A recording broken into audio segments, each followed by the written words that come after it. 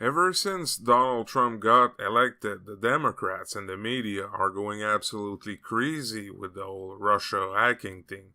The funny thing is, they're acting like it's the biggest thing ever and that it never actually happened, like nobody ever messed with another country election. The funny thing is that if there anyone that should know about meddling in other countries' election, it's the US. No, I'm not talking about the American people. I love the American people. As you can tell from my accent, I'm French Canadian. They are a neighbor to the south. Great people, great folks. I'm talking about the US government.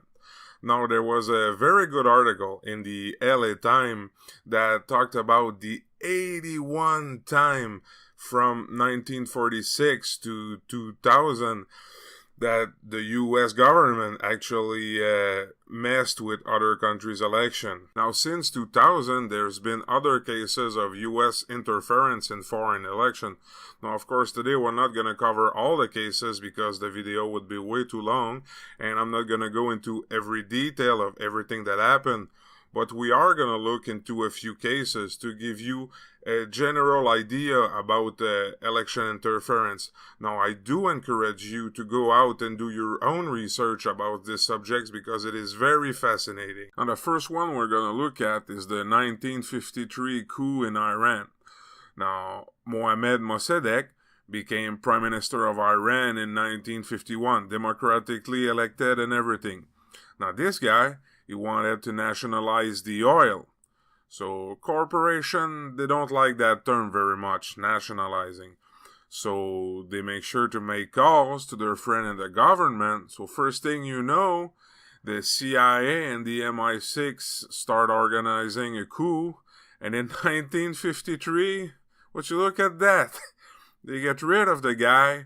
And after that, they make sure the Shah stays in power. Now let's go to Italy. Now this is actually from the Los Angeles Times article. Italy's 1948 general election is an early example of a race where US action probably influenced the outcome.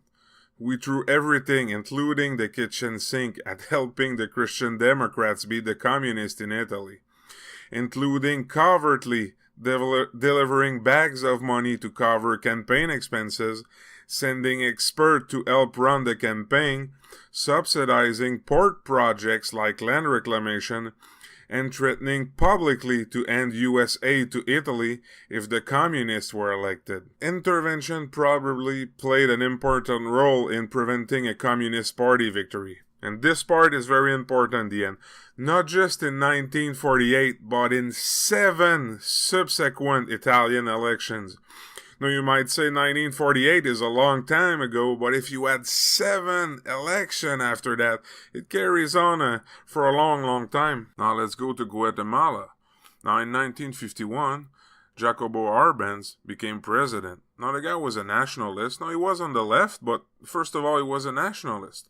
So what he did, and he started to take away land from the United Fruit Company, which is a huge food corporation, and giving it to his people, giving it to local farmers and peasants. Now, of course, they didn't like that, so they started lobbying the U.S. government. Long story short, in 1954, they did a coup. They moved him out of office. They installed Carlos Castillo Armas, who was a good puppet and basically did what he was told. Now, let's go to the Central American country of Nicaragua. The LA Times reads, in the 1990 Nicaragua election, the CIA leaked damaging information. Where did I heard that before? On alleged corruption by Marxist Sandinista to German newspaper. The opposition used those reports against the Sandinista candidate, Daniel Ortega. He lost to opposition candidate Violeta Chamorro. Now, these are just a few examples, but I really encourage you to go out and do some research about it. It's a very interesting subject, and it's fascinating to see all the shenanigans going on behind the scenes. Now, what's sad about it is that Hillary Clinton might have been the victim of election hacking when she herself would have never thought about rigging another country's election. Wait, what? Oh, would you look at that? The Daily Mail reads, we should have done something to determine who was going to win. Hillary Clinton heard on tape making stunning argument that the US should have fixed 2006 Palestinian election. Clinton was speaking to the editorial board of a New York Jewish newspaper during her Senate re-election bid. Let's listen to that tape, shall we? And if we were going to push for an election, then we should have made sure that we did something to determine who was going to win. Now, in all fairness, she might have a good point there, that Hamas, who's a terrorist group, should not have been allowed to participate in the election in the first place. So I can give her some slack on that. And we all know that Hillary will never even think about rigging an election in a Western democracy. Absolutely. Wrong. Proved. Now let's take a look at an election act inside the United States. The 2016 DNC race between Bernie Sanders and Hillary Clinton. ABC News reads, email released by WikiLeaks appear to show DNC trying to aid Hillary Clinton. The Guardian, DNC head leaked debate question to Clinton, Podesta email suggests. So Hillary will show up to the debate already super well prepared because the DNC leaked to her the debate question, and old man Bernie will show up there willing to fight but having no idea what they were talking about. And he had to fight the debate moderator because the entire media was against that old man. The New York Times released email suggests the DNC derided the Sanders campaigns. It got so bad that the chairwoman of the DNC actually had to resign, CBC News tell. DNC chairwoman Debbie Wasserman Schultz resigned amid WikiLeaks email scandal. Leaked email showed Democratic National Committee favored Hillary Clinton in presidential primaries.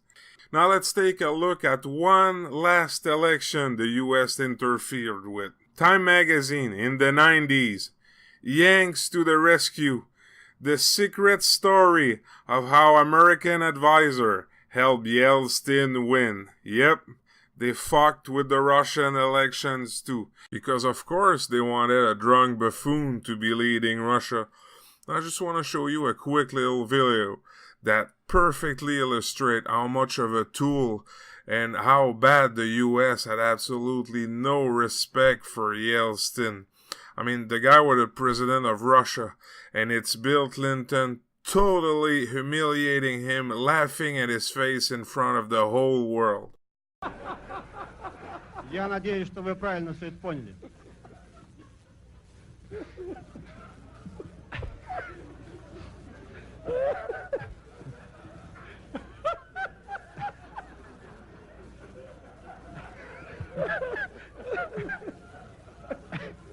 Is it still funny now, Bill? Now that you look like a fucking zombie from The Walking Dead? You probably couldn't wait to get back into the White House and grope those interns, didn't you? Well, tough luck. Trumps get to do all the groping now. So, to end this video, let me just say this. We don't know for sure if Russia did or did not hack the election, but if they did, payback's a bitch.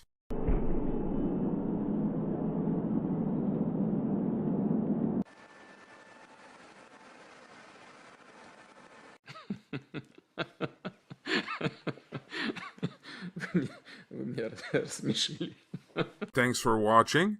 If you liked this video, please subscribe, like, and share. Start a conversation about today's subject in the comment section. Please keep it polite. You can follow me on Twitter at PoliticalAxe. I'll be back soon with another video. Peace and liberty, everyone.